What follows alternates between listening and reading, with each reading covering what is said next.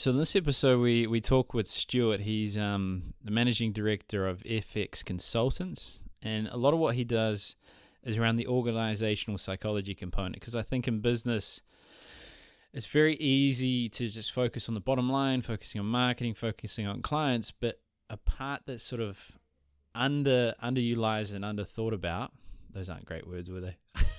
But essentially, the people component of a business. And he had an interesting story where he talked about his experience working in Papua New Guinea as being a clinical psychologist in medium to high security prisons, and sort of the dynamics that come through that. And I guess really a toolkit in business and both in life to sort of give you more power, more awareness, so that you're able to achieve the things you want in life. So on that note, we'll kick into it. And if you do want to get all this information in one place, do a newsletter. So that's just a link in the description. Just click on that. You'll get a free book or a free guide, whatever I'm doing at the moment. So yeah, thank you. With any podcast, it's good to sort of set the scene, shall we say, set the context. So just for people that might not have heard of you yet, might not have heard of your blog, you're an avid writer. What sort of is the thing that you help people with, or sort of what you do at the moment? Yeah, I see myself as helping people, but particularly within the context they work in, so I'm an organizational psychologist. So that means sometimes coaching individuals, helping people develop their leadership skills, for example, but it's also about trying to help shape the environment that people work in. One of my favorite organizational psychologists describes the work as making work not suck. And so it's just sort of like trying to make sure that things are designed so that, you can think of all the sucky things about work, working with idiots, working with computers that aren't there or don't do what they're supposed to do, or the network falls down. And just trying to have processes in place, ways of doing things. And that's the hardware and also the software, the culture in the organization, why people do the things that they do, and just nudging that around a little bit so that it's more sort of pro people and pro results. Well, just on that, I have a theory. I hope it doesn't trigger you. No, we all have theories. Each time I meet a psychologist, I call them wounded healers. Well, of course. Why else would you study psychology unless you had personal issues? Yeah. Yeah. So I was a very insecure, socially sort of unconfident person when I started studying psychology, and I still am, but I understand more about that. No, but I think it helps to just see that often people are doing the best that they can with what they've got. And I'm also, believe it or not, a great believer or theorist that people can grow, people can develop. And so, sometimes you can end up appearing to be an extrovert, putting it out there, even if you are an introvert. So what I would emphasize to people is sometimes, you're going to be doing things that are uncomfortable, because that's going to nudge you closer to where you want to be effective at what you value. It's fair. I mean, it was a similar experience for me. I find the idea of people quite overwhelming and full on. So I thought, why don't I just do commissionally selling, where we have to talk to 40 new people a day? And just sort of exposure therapy it out of me. That's an example of challenge therapy, where you say to the person, tell me something that scares you. Okay, how are we going to get you to do that? Because often if you don't challenge yourself in that way, you spend a chunk of your life running away from it and just making your world smaller and smaller, because you're avoiding people or particular situations. And so the only way to, not have issues with people is to avoid them. But if you're prepared to say, well, I'm going to get some rewards out of people, then I'm going to go out, meet them. Some of them are going to rebuff me. Some of them are going to say, well, you've got a strange sort of way of approaching this situation. But some of them I'm going to connect with. Strange way of approaching things. That's a nice way of saying it. I've had a lot stronger words. Well, so on that, I find what led people to where they are. Is there a key moment? You saw something and you're like, you know what? I want to have a positive impact on others' lives, or you traveled, and what's happened before we got to this, Stewart, that we know? Well, a lot of things. I mean, when I was looking back before I came in, because obviously, not obviously, but I'm a person that sort of likes to think a little bit ahead. And that's something, Ryan, I appreciate about what you do in your work. You know, you're all about helping people plan. You know, the future is going to happen. So see what you can do to be ready for it. Yeah. So in the 70s, I studied and then I worked as a clinical psychologist in the prison system. And that was fascinating, but slightly scary. But at least they let me go home every day, so that was really positive. And then I had a great opportunity. I worked overseas in Papua New Guinea, and there it was really a broadening, stretching experience, both in the workplace, because I now got to work in educational settings, work in the public service and an industry, but also obviously culturally. You know, it was a real melting pot. A lot of people came to Papua New Guinea. My friends came from all over, but of course you met local folk as well who came from all over the country. So that was cool. Then I came back to New Zealand. I worked for a consulting firm. It's now Deloitte. And there I did, this is the end of the 80s and the beginning of the 90s. It's a period of serious economic restructuring, but also personal restructuring. A lot of people were changing jobs, often involuntarily. So I was working on organizational restructures, but also working on the outplacement side of things, helping people find new jobs, transition to new roles. And also my job involved recruitment.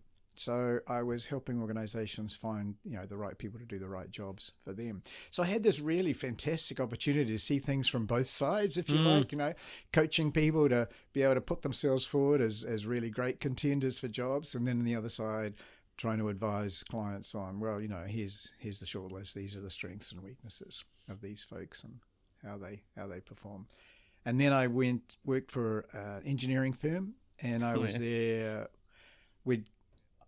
We'd call them now the P&C director, people and capability. And that was doing that classic organization psychology stuff, trying to make work not suck, putting in systems to make sure we recruited good people, developing leaders, because leaders have huge leverage over the environment of the organization. So you want to get the best people, developing the best skills in that role. And then working for myself, which has been something that's taken up a chunk of time in the last sort of century.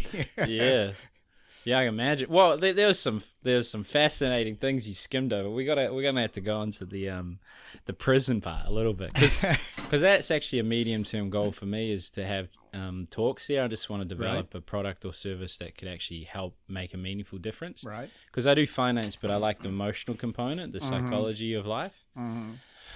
What's some good stories? So you came in, you're nervous, you, as you said, you're a little bit nervous kind of person initially, and then you come in, and then, is it men or women or both, or what were you doing there?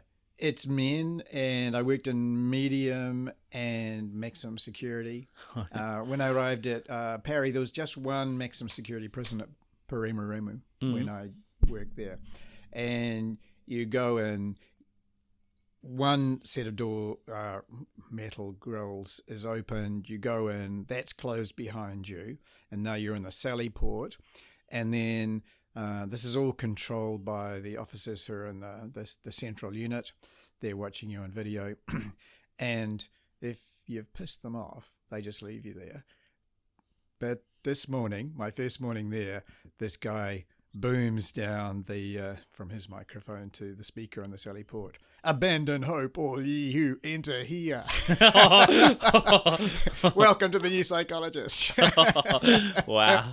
Yeah, so they had a sense of humour, but they also had a very real sense of, you know, who was who. You know, you were either with them or against them. It's very much that sort of environment. So you had to work on relationships within the units, and also with the blokes who managed the prison, and tried to stay alongside them. What I guess for me, one of the things that I remember particularly is trying to work that. So, you know, for example, you might be working with an individual prisoner who has maybe interpersonal sort of confidence issues, and one of the things that you've identified with that person is that they might need to just be a little bit more articulate. So you don't just sort of say to the person, be more articulate with one of the officers, next time you want to talk about a job change. You talk to the officer as well to sort of say, well, you might get an approach from so-and-so, and these are some of the things that you might want to consider when you're considering that request, so that you're trying to shape the environment so that you can nudge things in the right direction. What, like using the organizational psychology approach of systemizing it, do you think there's certain things in New Zealand, if we're able to, no bureaucracy, you're just like a dictator in New Zealand, you could just sweep it. What would you actually want to change or support to sort of minimize either crime or encourage those men that you're coming across to be sort of better contributors to society? Ryan, I love that question. There's a scale which measures narcissism, and one of the questions is, the world will be a better place if I was in charge. And of course, I think that it would be. Maybe you do too. Yep. So what I think would make a huge difference is just starting early. There's a lot of evidence that the first 3 years in somebody's life makes a huge difference. So if you just work on simple things like warm, comfortable, safe environment, if you work on more sort of tricky things, but minimizing the risk of violence and other sorts of stress, because the evidence is that people who are exposed to violence in those early years, their brain gets wired differently to lucky people like me and maybe you, who were brought up in a warm, loving environment. And we're much less likely, if we've had that sort of environment, to see everything as a threat and as scary and as something that we need to be on top of before it gets on top of us. So I mean that's pretty obvious, I think, but we still have poverty and we still have disadvantage in terms of some kids get a great preschool education, others don't. So that's probably where I'd put my first few $100 million.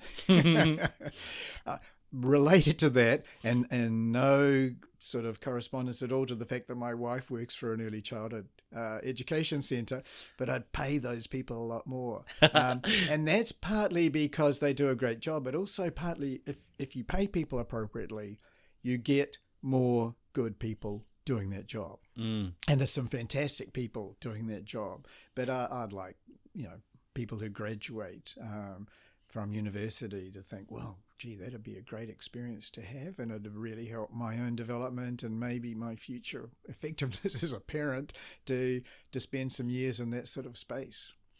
Yeah, I mean, you make a great point. Like, some of the most valuable things from an emotional component for society are the most underpaid. It's amazing, isn't it? Yeah, I think the metrics of which we measure success in our country maybe could be rethought. I'm wondering, and the other thing I'm finding, because part of the reason why I've been reaching out to psychologists lately, I try to find people that seem nice and make sense. I don't think just because of a degree you do, but you've got a high probability of making sense, is that I wanted to formulate something that's scalable that can help people, because most psychologists I see have a 10 to 14 week waiting list. Their phone number's not even on the website because they don't have to prospect. They don't have to bring anyone in. Is there a way to make a meaningful impact? Because you still, the one-on-one consultations, my understanding is there's a lot of varied approaches to therapy that are appropriate for some people and are inappropriate for others. And how to categorize that person, you imagine you would need some level of consultation. Is there a way, whether it's a small component, like motivational interviewing, or doing a workshop where you help them create their environment, so at least they're making a small change? Is there things where a psychologist might be able to scale their one-on-one consultation to more of a systems approach? Well, I trained as a clinical, but now I work as organizational. But you're dead right. I mean, sometimes I'm in the position where I'm trying to refer someone who's come to me for coaching, and it may be around leadership development, for example. But there are some issues where it might be useful for them to talk to a clinical psych. And it's just so hard to get hold of them. They're just snowed under. and obviously the better they are, the more snowed under they are. But I completely agree. This should be something that can be scalable. So we've all learned that you can do a lot over the web in the last few years.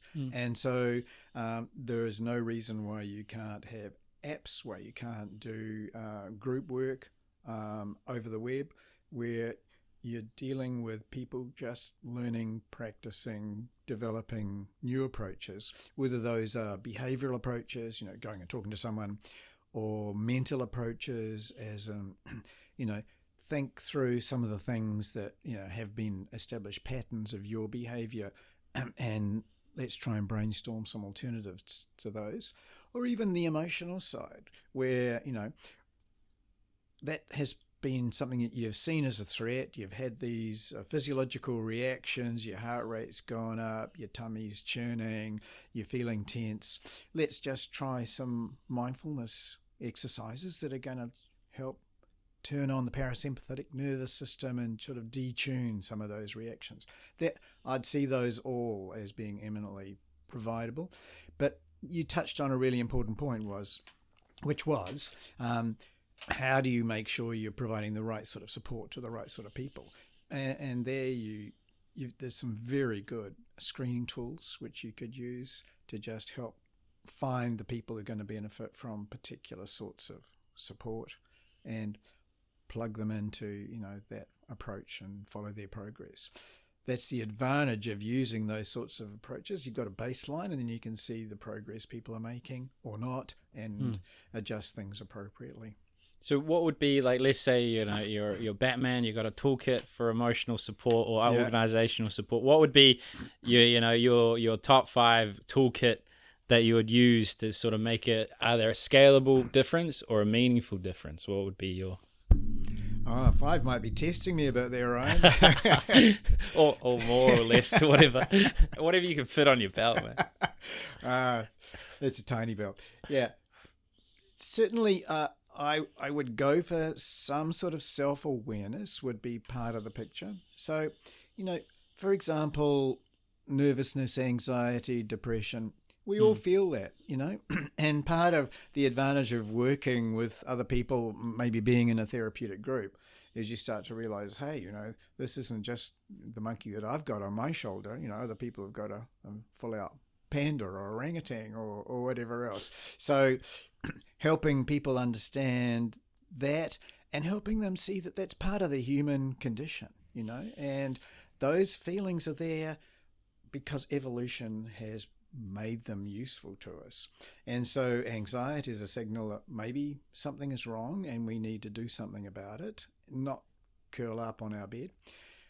Anger is a signal that probably someone or something has done something wrong to us and we need to try and identify how to manage that situation better. So just sort of not normalizing emotions, but just sort of tuning into and making sense of emotions, I would see as a part of that.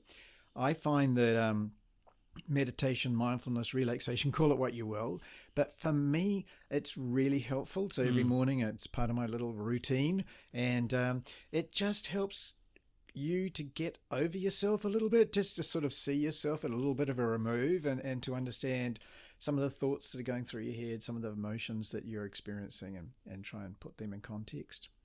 We're social animals, so I would also on my toolkit try and include some things around just developing and maintaining relationships. A lot of people in organizations, for example, complain about how political it is. And that's often because they're outside the charmed inner circle, as they see it. Things keep getting done to them rather than they are doing things. But that's often just they haven't invested in building up relationships with folk. They haven't understood the dynamics of the situation. They haven't tried to create a brand as someone who's effective and can contribute, and so is seen as an influencer. So all of those things are just, learning how to operate as a social animal, if you like. So that would certainly be part of it. And then there's the mental side, and that relates to the emotional side so much. But it because the way you see things determines how you feel about them. But for me, the mental side also comes into that sort of like future orientation, that goal orientation. In the career space, often people talk about it's not only what you know, it's who you know. Yeah. And, that's certainly true, but there's a third dimension as well, and that's why you're doing what you're doing. So don't ignore getting competent.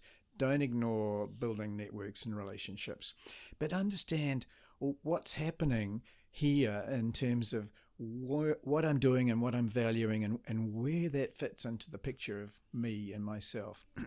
So, you might want to be the best hairdresser and tie happy, or the go-to person when it comes to solving technical problems in the office, or the person who, as a team leader, has developed untold people and pushed them out into the wide world in terms of their career. But the evidence is if you've got that sense of where you're going and what you're doing, it helps you make good strategic career decisions. So, as an example, a couple of times I've come across people who've made career decisions that were other people's career decisions. The headhunter rings them up and says, I've got this fantastic job. And they're flattered. They end up in the new job. It's not necessarily the job they want. And you've got to think, well, what's this about? Well, the headhunter's got a budget to meet, right? And she is going to find a good person to put into that role, not necessarily the right role for that person. Or another example, someone working in a professional firm really got along well with one of the colleagues, and that colleague decided to leave, set up business, invited this individual to join him. Well, that's hugely flattering, but it wasn't the right move. It failed, and he failed. And so, again, you've got to think, well, is this person doing this because that shares the risk and it's lonely setting up your own business? Or do they really want to develop my career and make sense of it? So that's part of what I think of in terms of the mental side of things. You've just got to be working out what's important for me. Am I making decisions which reinforce that, push things along in that direction? So on that why, another theory, maybe this podcast is just me saying theories and see what you think. And because that's a huge component. Like a lot of people I find struggle to determine their why or find their purpose. And I guess a differentiator that I think I'm experimenting with is that people, whether they had a strong emotional event in their past or an emotional theme throughout their life, whether they see it, whether they experience it, I think the most fulfilling thing you can do is to help a version of yourself in the world. And that could be, it could be an athlete that didn't feel good enough, so they're exerting themselves to be this accolade, achieving something. It could be this person witnessed their family continually struggling financially, so they want to help and support people through that. What would be like? Does that seem plausible? And if it isn't, what would be your ideas on how to find people's why and how to differentiate between what's good and bad? No, I think you're really onto it, Ryan. I mean, I'm a great enthusiast for personality, because people differ in terms of personality, and a lot of that is wired in at birth, probably about half. But also people like to make sense of their lives, and so they build a story around, what they do and why they do it. What I would recommend is occasionally you step back from that story and just sort of see, well, which parts of my life are really fitting in and which parts are sort of like, not working, or maybe they're a step to future development, or maybe they're holding me back. And one really simple way to do that is just to do a little summary of some of your achievements, maybe over the last 3 months, over the last year. And that's fantastically useful when you're chatting to a potential recruiter or person that's making a hire, because you can provide these credible, solid examples of what you do. And it's really useful too when you're trying to make sense of yourself and you see, well, these are things that I've done that I feel good about, I feel proud about. What are some of the themes that I see here? Is it helping people out?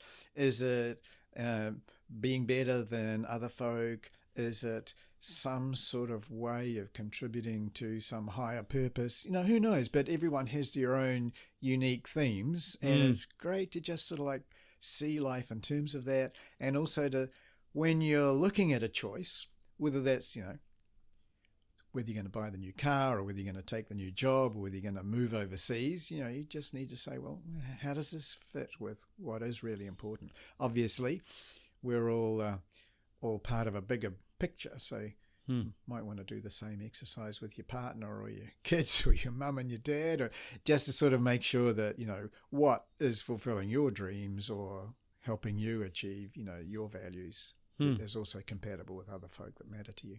Yeah, I mean, that's smart. I mean, essentially, you're going back, you're assessing, using your historic experiences as a sort of like a litmus test to be like, hey, what about this did I enjoy? And then you start pulling out themes from that. And then I imagine it applies kind of like a buffet. You've looked back and you're like, okay, when I've eaten at KFC and McDonald's or healthy places, because that's going to help your mindset. But then you're like, oh, I see this in the buffet here. Let me try it again in a different context, and then you start formulating using that approach, I imagine. Yeah. And also, maybe you'll see something on the buffet that you think, well, I've never tried seaweed salad before. Yeah, please advocate for healthy options. And it looks pretty wet and slimy. But hey, maybe I just take a little bit and give it a go, just mix it up a little. Yeah. So what would be that? Because I find, when people are presented with change, there's quite the speed of which they change or the severity of it, I find is quite proportionate to the resistance. So they're trying to make a significant change in life, and all these emotions are trying to root them in their current identity. Are there tools or mechanisms you use, either supporting leaders or people looking at new roles to eat the seaweed salad? What are there tools to navigate the potential to eat a seaweed salad? Well, the simplest one is start small, whether it's an exercise challenge or a social challenge or a learning challenge, have a nibble first. But, just as at the gym, you start with maybe, 10K weights. Just make sure the next time it's 12, just nudge it along a little bit each time so you can see, well, what does progress feel like? Am I just sort of like cruising here? Can I go a little bit further, go a little bit harder? And be able to interpret your thoughts and emotions as not necessarily reality. So you're lifting that 12K weight, and it's a kg rather than K, and it's quite hard, and you're thinking, oh, I might bust something here, this is scary, I'll put the weight down. Or you can think of that as, those muscles are having to work hard today, but they'll thank me in the morning, when they're just that little bit stronger. Or in a new context where you're learning something, this is hard, it's making my brain work, it's using a lot of energy, I'm soaking up a lot of coffee, but I will be able to just get more of a perspective on some of the issues that I have to face, in my work or my hobby as a result of this. So the technical term is reframe. So just sort of putting a spin on things, really, in terms of some of those challenges that are coming at you. There is a huge amount of evidence that if you see that as a challenge, you're probably going to rise to the challenge. Your blood pressure will go up, you'll feel energized, and you'll work at it. If the same thing comes towards you and you see it as a threat, your blood pressure will go up and stay up, your muscles will tense up, and you'll be thinking, how do I get out of this? Which is not much use in the long term. Well, unless it really is a bus coming at you. Yeah, well then it's useful. Yeah. I think a good example is athletes when they're presented with a very confronting event like the NBA finals. They have all the sensations of nervousness, but they call it excitement. On the reframing part, like, because I would I went on a mission to sort of like be more comfortable with talking to women. So Yeah, I'd yeah. go out and challenge myself, Yeah. petrified. Yeah. And what I initially do is use meditation to reach a certain state and then reframe that. And it would help me talk to women, but it wouldn't help me develop as such.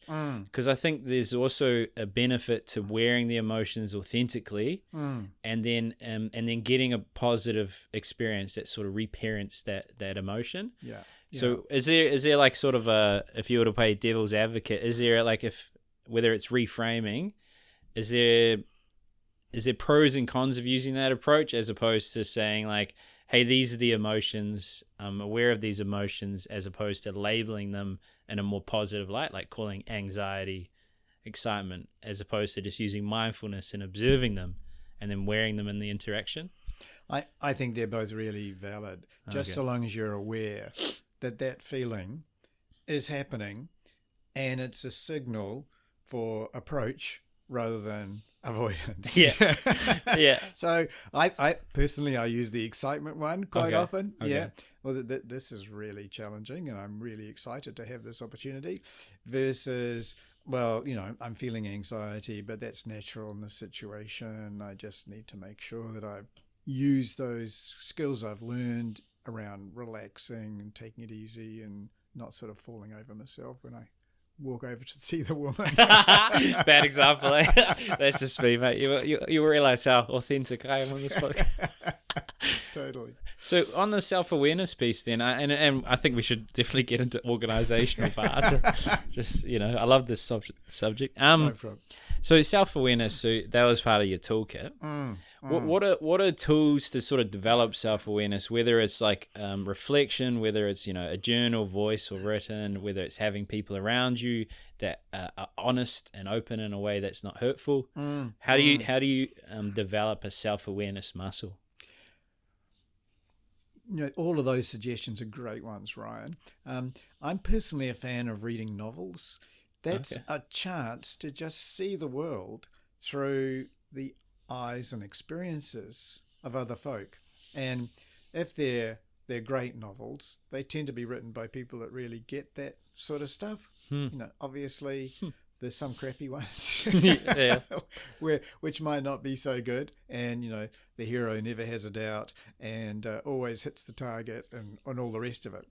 But novels, movies, podcasts, believe it or not, just to get some perspective on where people are at, the range of thoughts and feelings and things that they do as they go through their life. Certainly, though, at the personal level, those opportunities for review and reflection, fantastic. So I personally, at the end of the week, do a little reflection log. I know people that do that daily. I know people that hate to write and leave themselves a voicemail. Yeah. Just as that's what they did, and it works for them. So you just got to find the approach for you where you just have a little bit of a space and you think, hey, what went down? What was I thinking, feeling, doing in that situation? Is there anything I can take from that? Yeah, I mean, that I never thought to view it like that. Yeah, essentially putting yourself in someone else's shoes and then assessing, I guess, how you deviate from that norm or what they're feeling. And just seeing some options as well. Yeah. Well, okay. Well, on that, I don't know. You might not expect this question, but if you're a man of literature and history, from what I've heard, do you sort of use your psychological understanding to look at the symbolism within each text, whether it's like the hero's complex, or the hero's journey, where I can't remember the sequence of it, but essentially, some guy or girl that has a challenge in their life and then they meet a mentor and then they overcome the challenge and there's this adulation and reflection. Do you sort of see symbolism in sort of either text that you see or whether in marketing, like if certain stories that have an appeal or a resonance with people? I think this is hugely important, and I think I'm a big fan of evolution and the implications of that for us. One of them is, we're not sitting around a campfire having a little chat right now, but our ancestors did a huge amount of that, and that would have included a lot of storytelling. And I think that they probably did develop some constant sort of plot lines or themes, or as you say, the hero that overcomes adversity and wins the girl and, lives happily ever after, whatever. But those are, I think, some people would say Jung was one of them, that, those are archetypes that are sort of embedded in our unconscious. Now, but I just feel that they're probably things that we do connect with and resonate with because we see them and hear them so often. And certainly, if you're trying to get a message across to people, whether that's selling cornflakes or launching the new change initiative, facts don't do the business. You've got to tell a story about why this is important and meaningful and connect with people at the level of what this will mean for them and how, they will be going on a great journey and they'll end up living happily ever after, or some version of that. Okay. Well, I think it's about time we talk about what you said.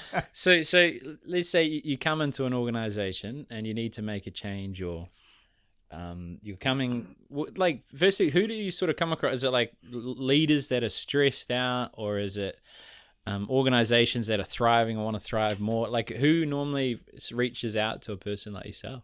Well, organizations are complex beasts, and there's a lot of dimensions. There's the cultural dimension, and there's the sort of the expertise gradients, and then there's the political reality.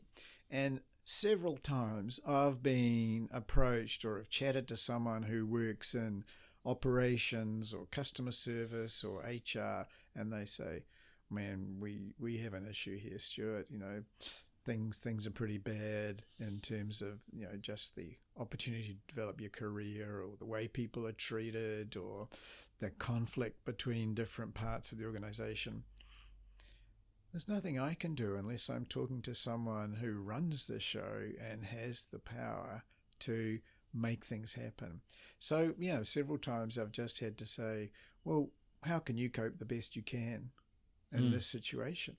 Because there's no point me going and knocking on the door of the chairman or the CEO and saying, you have an issue. And he says, who the hell are you? Yeah. Yeah. So the ideal is when you're brought in by someone that has a bit of leverage and they have their idea of what the problem is. And, my approach is, identify the problem, identify some ideal future.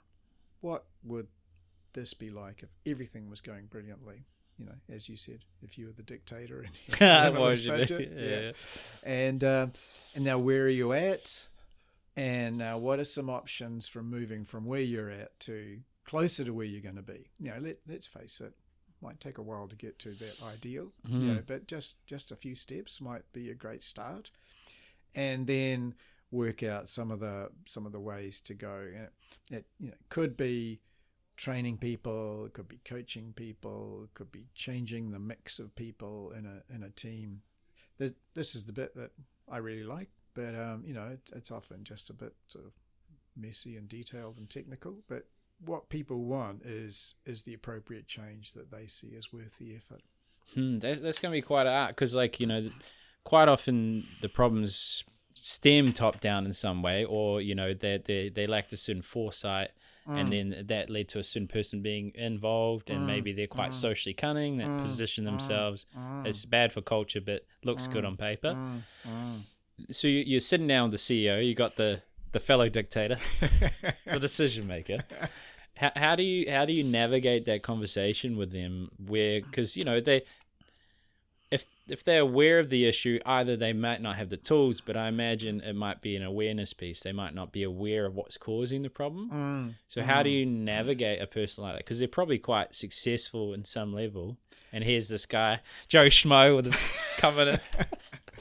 Hey, a really good point. First of all, often what gets you to that level was, perhaps cunning or technical competence or the ability to marry the boss's daughter or something, might not be something that's going to make you succeed in the future. So that's a part of it.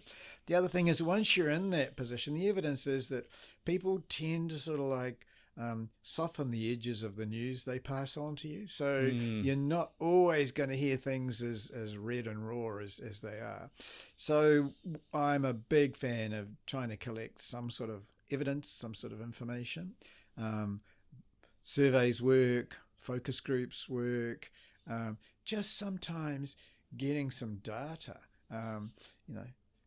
Data never convinced anyone, probably except an organisational psychologist. So, the turnover in this team is 10 times what it is in every other team. Maybe something's happening in that team, that means that people join and then they're out of there really rapidly. So what can we do about that? I can remember in one organisation, that a lot of teams all doing great stuff, quite technical people. And there was that huge variability. So I just ran little groups with each of the teams, and we didn't do a lot of talking.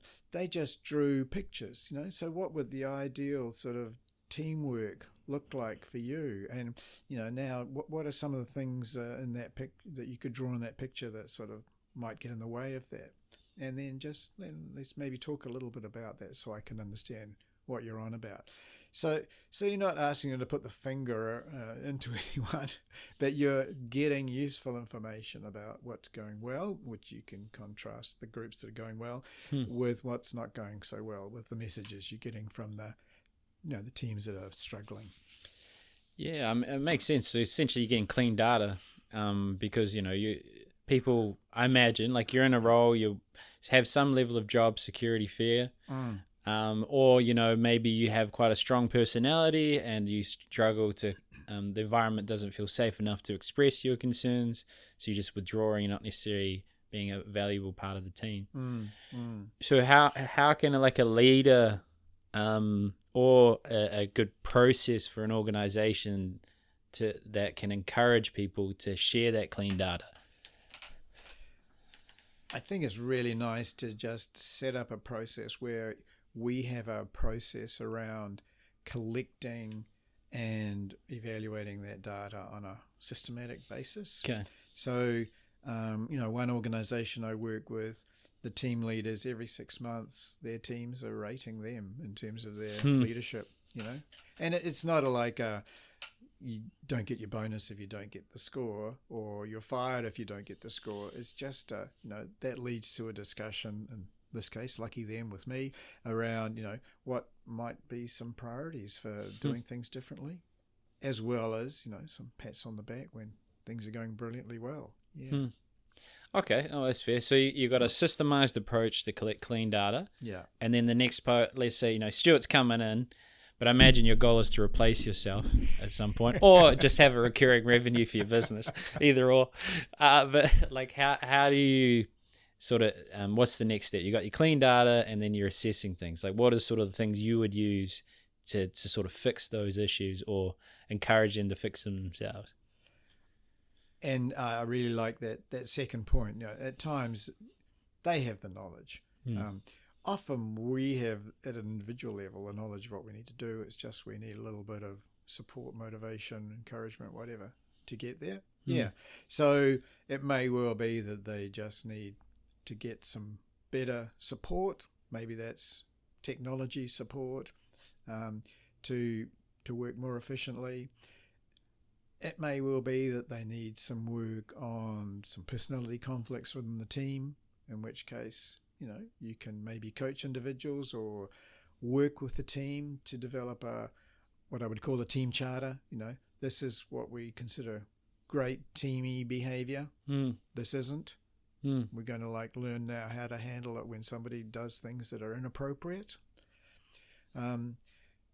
So those are some of the frequent sort of issues that come up and that you try and work with. I've also been in organisations where the issue is that this part of the business isn't viable anymore. I mean, it's sad but true, but sometimes there's a bit of the business that isn't actually making it in the marketplace. You have to make a hard decision, which is hard for everyone, but ultimately it's kind, because you're saying, well, rather than you guys flailing around here feeling that you're not making any progress, let's help draw a line under this and make the move to something that's going to be more satisfying. You made an important distinction there. Something I like to talk about is the differentiation between being nice and being kind. You know, I think a lot of people will fall in the people-pleasing, nice out of fear or out of kindness or out of love for that person, but it's not necessarily kind. Okay, so they've got this clean data, they've got the team charter. Is it a hard sell? Like, you're coming in, there's an issue, and they're like, give me money to fix the issue. But we've got an issue. So we don't have money. What do you like, or is it just because your referrals are just so amazing that they're just like, oh, here's Superman, he's going to come in. Yeah, how do you navigate that yourself from a business standpoint when you go in?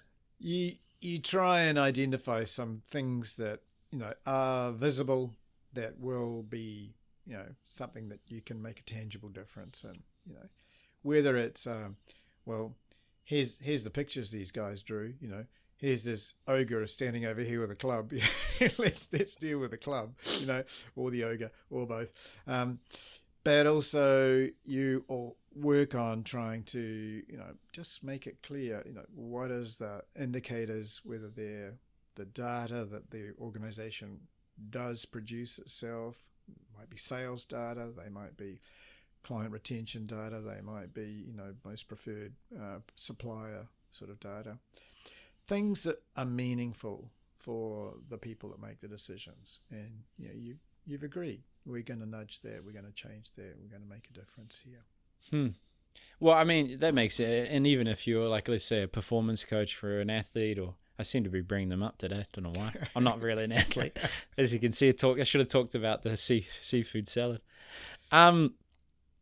Yeah, so in essence, you get a tangible, quick result that they can see, and they can be like, okay, actually, we've made a difference here. Do you focus on profit as well? Do you just focus on a tangible change in culture, like something that they can measure? Because most businesses I see, they're like, yeah, but what do I get out of it? Like, what's the money and that sort of. I mean, usually you have, you know, what you could consider a value chain, which is like happy people, happy customers, more sales, more margin. Most of the time, I'm working early up in that value chain, you know, but you can in some contexts point to things like sales. More likely though, it's pointing to things like, you know, people's skill levels are improving, people's attendance is going up, or their turnover is going down, or their measures of engagement is going up and their work stress is going down. So it's more at the immediate, this is where you're at here and now, rather than this is the bottom line. Got you. Yeah, so essentially you're just showing them, you're finding clear things that can help them make better decisions, and then you're showing that, hey, what you did help because you've got that clean data. And of course, it doesn't stop me from saying, oh, and you'll see the impact on the bottom line. Yeah, I think you need to have a bit of that. Oh, would you look at that? Oh, where did that come from? Okay, well, I'll be interested in your business too. Like, when did you start it? How long ago? So in 2000, and it's been a real fascinating time, because obviously a lot has happened in the world. So I've done work training people managers and recruitment skills. In the GFC, I was the acting general manager for the National Foundation for the Deaf, as we tried to find a replacement for the National Foundation for the Deaf to do that great job. I've worked on helping put together consortia of designers and contractors to build big infrastructure like the America's Cup facilities back when. So for me, it's been a great chance to do a range of different things and work typically with sort of technical professional type firms, but helping them, you know, grow and do better. Well, I mean, those are all amazing stories. We got to get the juice though. So let's you're starting in 2000. You're probably a little bit nervous going from what you told me. Oh my God, I'm going out my own, or like I've been managed by these people and I don't want to be managed by them ever again. I want to do my. So then you decided you're getting your business. What did Did you have a client? Did you have money? Was it petrifying? Like, what was your first moment of starting your business like? What you don't realize when you're in an organization is how much of the infrastructure you take for granted. Yeah. like accounting, like business development, all that sort of stuff. So suddenly you're it. For me, relationships were the key. I'd worked in a range of organizations. I had a range of mates. It's not entirely coincidental that having worked in the engineering space for the previous 5 years, a lot of my early clients were engineers who had also worked in that very same firm and were now in other firms or doing their own thing. So, yeah, I mean, New Zealand's not unique in that way. Relationships matter, and being able to just keep those alive and build on them is pretty critical to small business people. So was it like your first client, was it hard, easy? You just like called all 100 of your mates from engineer, please guys, I just need my first client. What was any of that? Or you just naturally, because the quality of your work spoke for itself and your focus on relationships just helped buddy along? Like you just focused on giving good service? I don't think it was particularly explicit, but what I did was stayed in touch with folk. And so then you're sort of like in their mind when an issue comes up, and there's a lot of people in their mind. And if it's a marketing issue, your name isn't going to sort of come to the fore. But if it's a people sort of issue, they're going to think, oh, maybe we could chat to Stewart about this. So, yeah, that's certainly how it works. Did you have like a criteria? You called, 20 people every month just to make sure you're on it, or you just were a human being and just communicated? So you just floated through life? You might. I'm just trying to find some dirt, mate, to be honest. It's more relatable. Yeah. My business mentor has this plan where you should be calling, this number of people every 100 days just to stay across them. Well, I typically don't manage that, but I do like doing lunches and coffees, so do a lot of those. Probably try and do a lunch every week, a couple of coffees, and just I find that is a really nice way to stay connected with people. Do you like you?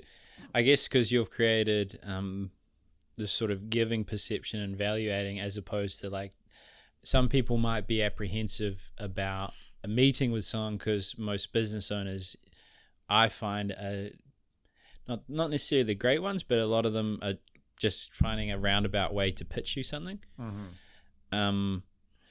So did you ever face things like that where people would be resistant to meeting you, or is it because every time you meet you just focused on value, so then you didn't actually have to do those sort of things?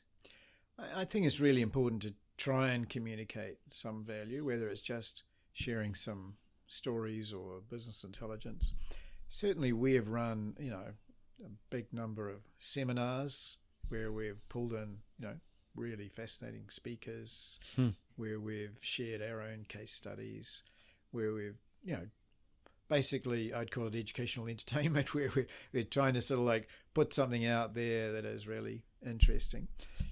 I haven't done it for a while, but I ran a sort of a little breakfast club where we would get together a bunch of folk. Surprisingly enough, most of them were engineers, because they're my buddies. And we would just do a little presentation on an issue, and then they'd chat. And often, you had people here who in the business world were competitors, but here's a nice safe place to just be and share stories and ideas. And it's sort of like, I'm sure most of them came along just to sort of catch up with Jack or John and Jill and see what's going down, as well as, to hear what Stewart and his folk are doing and thinking about. Yeah, it's smart. Like, I'm relearning the importance of network, like, because I was just creating podcasts and just reaching out to people I thought were interesting and authentic and had similar values that could help their audience. But then over time, someone presented an idea, an actual competitor said, hey, why don't we get together other competitors? And so I just called people that have been on the podcast I thought were great. And then every month we meet and they just tell me everything I'm doing wrong. Yeah. And some things I'm doing right. But it's just like, instead of being in your little echo chamber and trying to assess and use those self-awareness tools, it's kind of like a modern novel, like you're experiencing the different points of view. Because that's what I was trying to find out. It's like, you grew your business to focus on relationship, but it appears that essentially was your goal, is just to surround yourself with people that could help each other. And then through you helping them, your competency was demonstrated. And then the truth shone through, I guess. Yeah, and I don't think it's much more complicated than that. Yeah. Obviously, it pays to just sort of like try and stay on the radar. So, putting stuff up on your website, writing newspaper articles, that sort of stuff. I enjoy it, but I see it also, perhaps it's partly rationalization, as just a way of staying out there. Fair. Well, on that, as we wrap this up, staying out there, if people want to have a version of the Breakfast Club, but you're not doing it anymore, so it's online now. How would they find you, or what sort of people do you think you could help and they should reach out if they wanted to? Thanks, Ryan. I'm doing some regular writing. So I do a blog. So if you Google Stewart with a W, Forsyth, Substack. So Substack is the vehicle that puts the blog out there, and you'd find my blog. And that's really if you're interested in people, personality, and sort of the implications of those things in the world today. And my business is FXC. Had real struggle getting that name together. I can remember once a really good friend saying, obviously it stands for Forsyth Excellence, but no, it was supposed to be FX as in effects. So what we do has an effect. But fxc.co if people want to learn a little bit more about the sort of organizational psychology side of my business. Cool. All right, well, we'll leave it in the description. And thank you for including me in your once a week encounter. I appreciate you coming on.